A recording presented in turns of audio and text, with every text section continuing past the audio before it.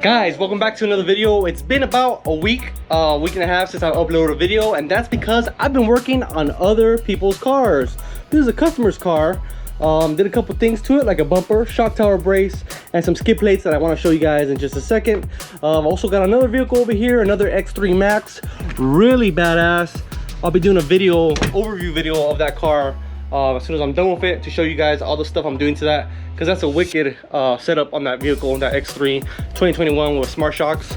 And then I've been waiting on parts. So for my personal X3, which is sitting over there, I got a check engine light. I'm waiting for the BRP Buds 2 scanner so I can diagnose the car properly, not just erase the codes and hope they don't come back.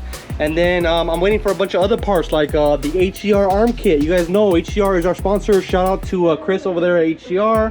We also got some new bushings that we just got in from Side by Side's Performance Bushings. These are really nice because they have a little O-ring in the inside of the bushing. Just some products that you know, I personally want to run on my vehicle because, you know, they seem to be very high quality. So I reached out to them, they sent me a set, so thank you to them. We're gonna be running those on the HCR arms. We also got a gusset kit from our friends over at TMW, because the gusset kit in the X3 currently is made by another company and it really doesn't, it sucks. So this is gonna pair perfectly with the dual sport HCR arm kit that we got coming. Should be here the first week of May, which I'm excited about that. And yes, I do have my axles. No, I haven't replaced them, and that's kind of why I figured, why not, you know, just wait till I got my arms, powder coat my arms, get everything together and do it all at once. Unless you guys want to see a how to replace an axle video, which I might just do, just for you guys that don't know, because I know a lot of you guys that subscribe to my channel are kind of new to the UTV industry. Maybe that would be a good video to make. So also I want to show you guys some other stuff that I got in, which I might have shown before, but still want to show them again. These are LMUTV ball joints that we're going to be using in the HCR arms, and they look kick ass. These are really cool because you press them in for one, and then after you press them in, there's a big giant nut. Jesus, Randy, your balls! I know, smoking pot right in front of a cop. To keep that ball joint in place so it doesn't loosen up on you. You don't have to rely on the, what do you call that, C-clip or retaining ring, whatever that is. You don't have to rely on that. So these are really cool. I got both uppers and lowers, which they look a little bit different, but I'll probably talk to you guys about that on another video, because should be getting some new radius rods from LMUTV probably about the same time I get my arms from HCR.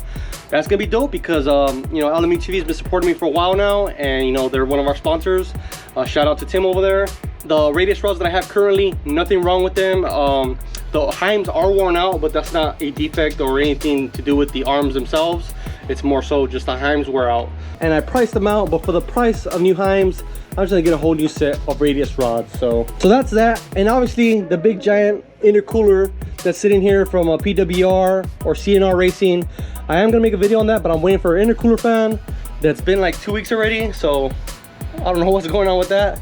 And then last but not least, parts that I want to show you guys is this Weller Racing Edition rear upper shock mount brace. And this pretty much goes actually this way, and it's actually the other side, but let me grab the other one.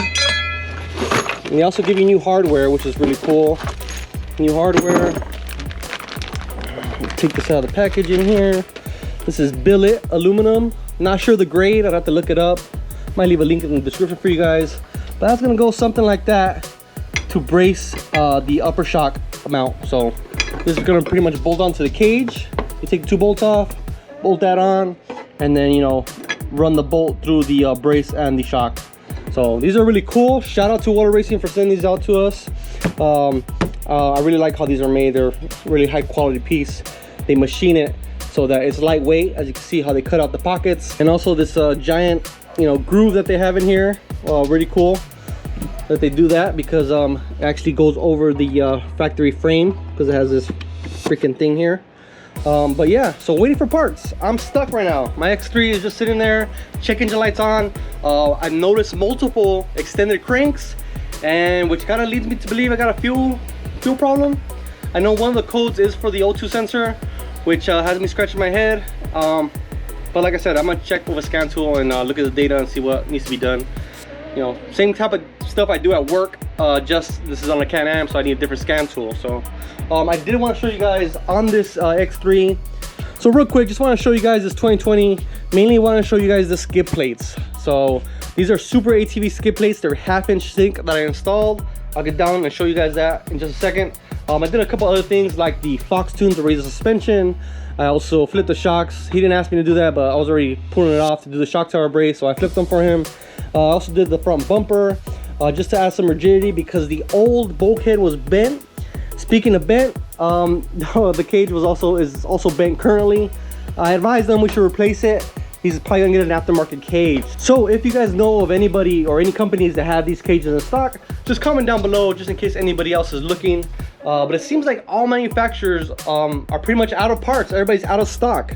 And even TMW, one of our sponsors, one of the biggest manufacturer of components for these vehicles, even them, they were sold out on their gusset kits. I had to wait, which is only a week, for another batch of their gusset kits because they are selling out everywhere. Everything's selling out. Freaking cages, wheels and tires, doors, everything is selling out for these cars. This industry is blowing up, which is great. A lot of people are buying vehicles and having fun, but a lot of you guys are buying vehicles and just thrashing them.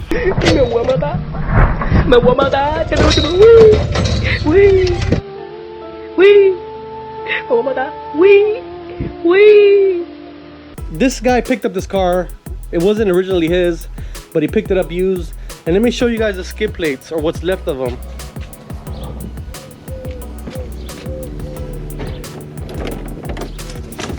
So these are the skid plates, as you can see here. Now the factory only gives you this thin little 1/4-inch skid plate on the DS model, but you can see this has all been torn off, like it was ripped off. You know, really bad. So I had to replace that, and I put a big, giant, thick Super ATV skid plate. So let's check it out. So what I do like about the skid plate is it does have a nice shiny finish to the bottom. Probably helps, you know, skip over the rocks a little bit better.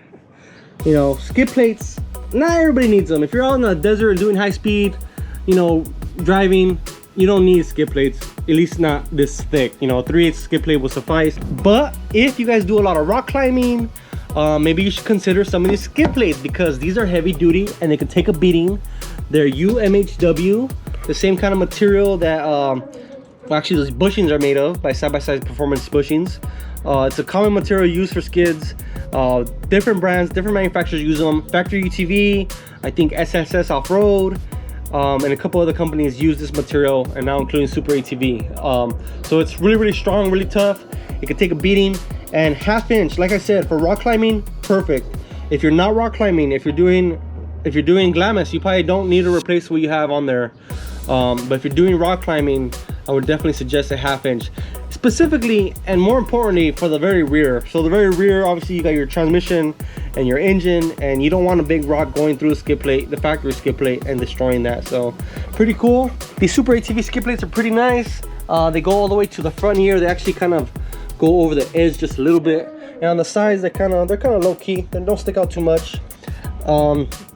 I've seen some other companies have them where they stick out all the way to this plastic here, which I like more. These don't have that. I think the brand that I saw had that was SSS Off-Road. And then one thing I don't like about the Super ATV skid plates, and it's the only thing I don't like because everything else is pretty cool, is the skid plate coverage for the CVT housing is non-existent. So even the factory one has a little, you know, section here that goes and covers up the housing, the clutch housing, and this one doesn't have that. It's not a big deal, but something to note because I didn't notice it when we purchased it for the customer. But yeah, besides that, did a general maintenance to this car, and it's good to go. So that's why I've been making any videos. I've been working on this and working on this thing, and this thing is badass. More to come on that on another video because I'm not done yet, but really cool stuff. You guys follow me on Instagram, you guys would have saw, probably got a good hint, you know, doing a bunch of lighting to it. But the cage is something I want to show you guys in detail, but that'll be on the next video possibly. So see you guys next time. Thanks for watching as always, man. I appreciate you guys. I'm gonna try making more content very soon. Like I said, I'm just waiting for parts. But wait!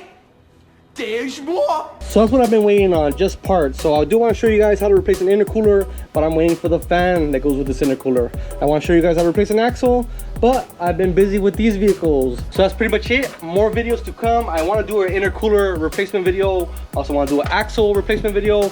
Also, I want to show you guys how to install this FastLab UTV fan support, but be aware FastLab UTV is making a revision to this, because I advised them, hey, a lot of guys are wearing shock tower braces, including myself, and this is not going to work because the design was sticking out a little bit too much. But since then, they've been revising it, and that's what a good company does, FastLab UTV. And I'm gonna get that swapped out with them eventually, and we'll be doing a video on that. And that's about it, guys. Revision 2 coming out for that. Also revision 2 for the SMB separators. Also potentially gonna make some videos with SMB, so stay tuned for that. Subscribe to the channel.